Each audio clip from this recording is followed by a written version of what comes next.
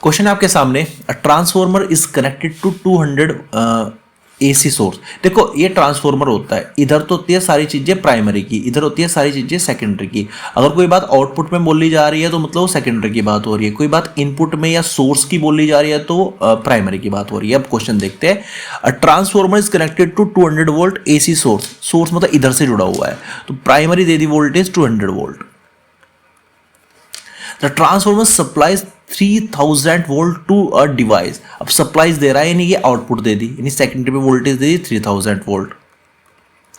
If the number of turn in the primary coil, NP दे दिया 450, तो secondary पे एनएस निकालना है। Very simple formula. तो देखो VP upon VS equals NP upon NS, या ईएमएफ भी ले लो, ईपी अपॉन ईएस, सब कुछ ले लो, कोई दिक्कत नहीं है। लेकिन जो करंट लोगे ना वो इन सब का उल्टा लोगे, यानी सेकेंडरी का ऊपर प्राइमरी का नीचे। ये स्टैंडर्ड फॉर्मूला होता है, इसको याद रखना।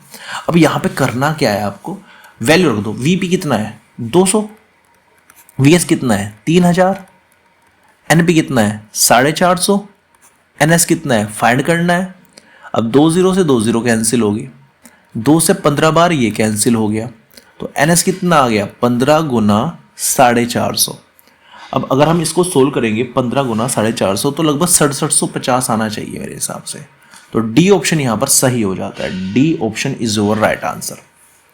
तो ये स्टैंडर्ड फॉर्मूला ट्रांसफॉर्मर में जो 99% क्वेश्चंस आते हैं न्यूमेरिकल बना, तो वो इसी फॉर्मूले से सोल्व हो जाते हैं।